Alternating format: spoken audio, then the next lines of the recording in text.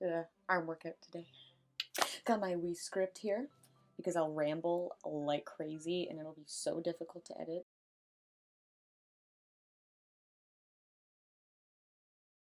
Now, really quickly before we get into this video, I just want to ask you guys to hit that subscribe button as well as the notification bell if you want to be notified for future videos that I make in regards to mental health or just my journey overcoming self-doubt, anxiety, etc.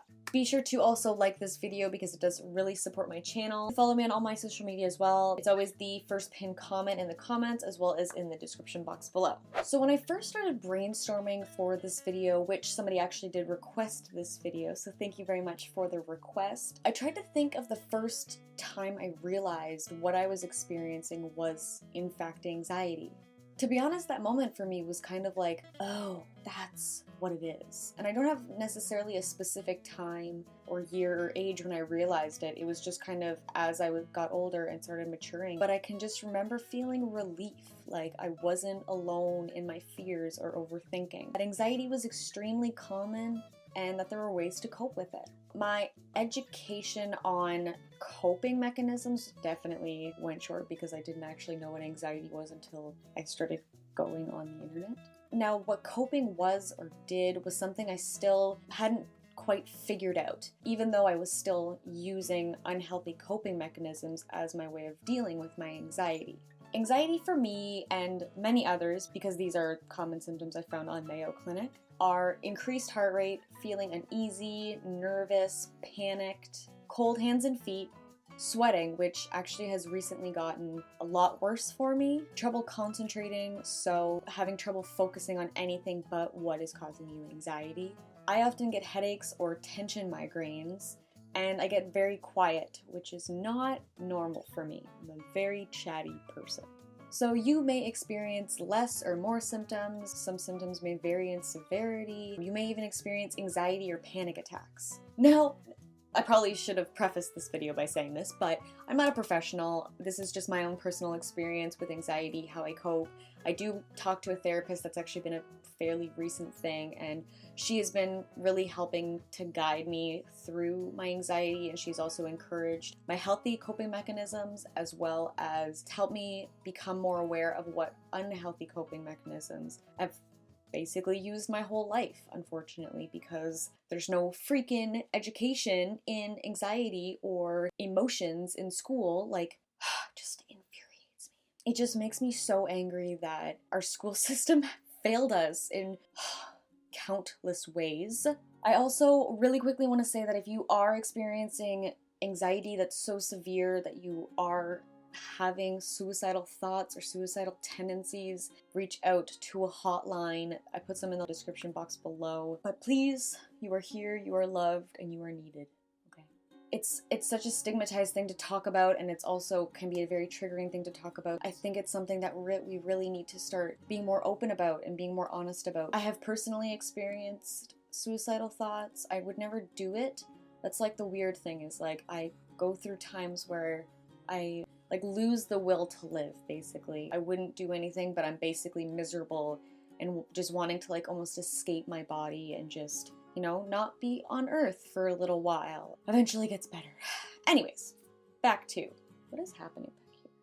I don't want this video to be heavy. I want it to make you feel lighter, like you have, you know, some ability to cope with what you're going through, and I really do hope that you get a lot out of this video. To lighten the moment a little bit, let's talk about my sweating.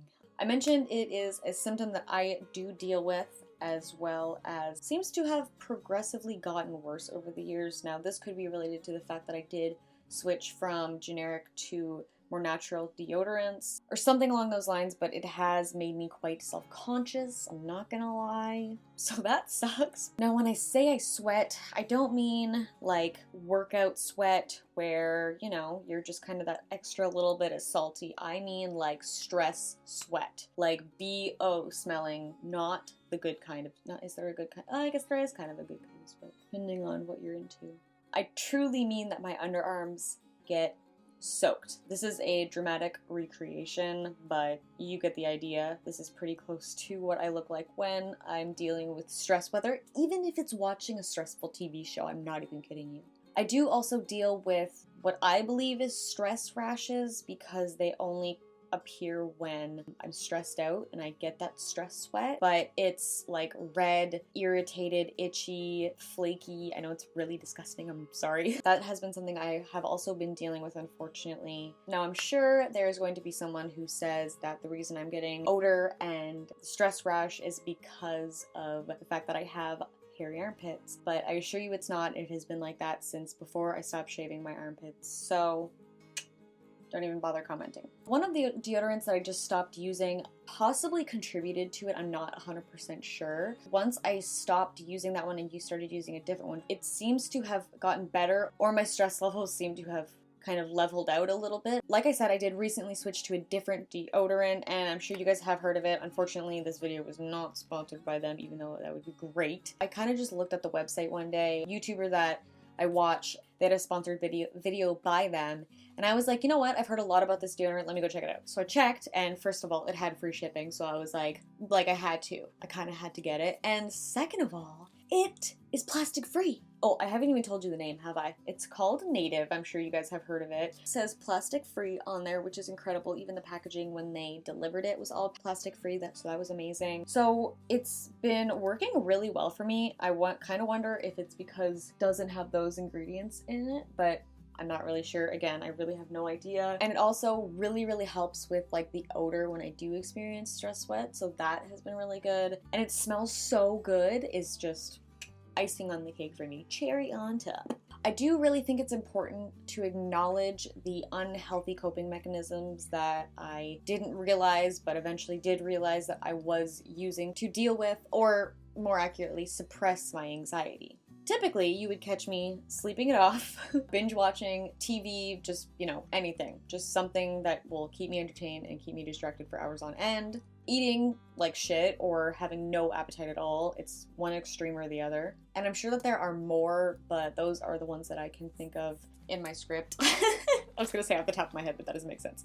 I can remember like going on dates and having to specifically pick my outfit to wear so that it would accommodate for my sweating, and then also just having no appetite because I was so nervous. And then once we went out and like ordered dinner, I like barely ate anything. I would take it home and then I would like eat as many things as I could because I was so hungry by the end, once all like my anxiety was gone. That has gotten a lot worse for me, unfortunately, when it comes to the appetite thing. Well, I haven't been going on any dates because the Big C is a big ol' block, or whatever block, because I'm pansexual.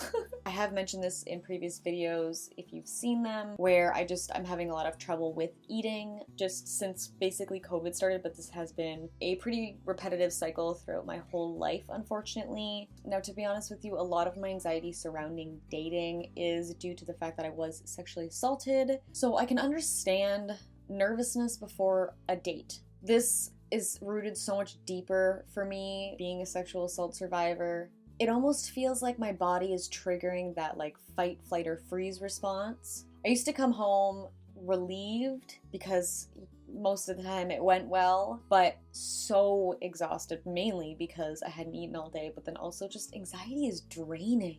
Once talk about a second date began, my anxiety would just be right back to where it normally is. Over time, my anxiety has evolved. I've become more aware of it and in a little bit more control of it, but it still often cripples me. With my own growth and the help of my sister, as well as now that I'm going to a therapist, I'm definitely doing a lot better with my anxiety. I've learned and practiced some really, really great forms of coping with my anxiety, for me anyways. The one that I personally found to be so effective are deep breaths. Specifically, slow deep breaths. My teacher actually had to teach me how to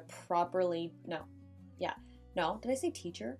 My therapist actually taught me the proper way to take deep breaths to help reduce anxiety. And yes, there is a proper way. So when you're experiencing anxiety or anxiety attacks, the idea of taking a deep breath seems great until you can't physically do it, which then makes you panic even more, unfortunately. So instead of focusing on taking a deep breath, you take a regular breath and then you exhale really slow, 7 to 10 seconds for a nice slow exhale. And the way that my therapist taught me was basically just act like you're exhaling through a straw. If you need to practice what that may feel like, get a straw or something similar to a straw that you can breathe through, obviously, and just practice it. And it's crazy how immediately I feel the effects of it. Mind you, you may feel a little bit lightheaded or nauseous at the beginning, but eventually your body kind of balances out again, your heart rate slows, and you just start to really calm down.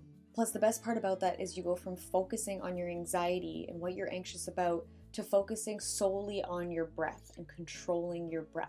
Once I start to calm down, usually my breath evolves into a meditation because I get so calm that I eventually close my eyes and I kind of sit there and just focus on my breath. This part is something that has been a bit newer for me because I have been incorporating more meditation into my life. That is something that I practiced slightly before, but then my therapist really encouraged it. You probably won't be able to go straight from panicking to meditation, so the deep breathing really helps you to calm down and focus on your breath, which helps you then migrate into meditation. So usually if I'm experiencing anxiety or on the verge of experiencing an anxiety attack, I will try and give myself a quiet pep talk, whether it's whispering words of encouragement to myself or just saying them in my head. It's really effective, even though you kind of feel a little strange doing it. Just recently, actually, I put this into practice while I was trying to find a desk at thrift stores. This was during the big C, so I was obviously nervous to go in. I actually sat in my car and I said to myself, you can leave whenever you want, you don't have to touch anything. Tuck yourself into a corner if someone gets too close to you. Because some of the stores that I was going to were stores I'd never been to, I was nervous because I didn't know the layout, I didn't know the size, especially with the arrows and the places where you're supposed to be standing and just keeping distance. And I do sometimes experience some mild claustrophobia, especially lately when I'm at smaller stores where I can't easily get away from somebody if they're standing too close for my comfort. Now, I did go into every store with a mask on, of course. Wear your masks, people. And I did do my breath work the whole time, which was really nice because people couldn't really tell what I was doing underneath my mask. Hey, another benefit of wearing a mask. But by the end of the shopping excursion, I was exhausted. And I didn't end up finding a desk, which was unfortunate, but I got this beauty. Either way, I was proud that I overcame my anxieties. I'm so grateful to say that I have my sister to turn to if I ever need her. I know that a lot of people don't have that support system to help them through hard times. When I can't get a hold of my sister, I'm able to use my own healthy coping mechanisms to calm myself down. I'm also so grateful to have a therapist, especially because my anxiety has improved since beginning therapy, but that is mainly due to the coping mechanisms that they have helped me improve on, as well as teach me and encourage me to use. I truly hope that this helped somebody out there, especially the lovely human who requested this video topic. This video was a bit of a more vulnerable video for me to make. I didn't realize that until I was writing the script, but I'm very proud of myself for doing it and just being vulnerable. If you are interested in videos related to mental health, please be sure to hit the subscribe button as well as the notification bell to be notified of future videos that I will be making. Please hit the like button if you did enjoy this video, as well as follow me on my social medias. They're always the pinned comment in the comments below, as well as in the description box below. Have a great morning, afternoon, or evening wherever you are in the world. I'll see you next time. Bye!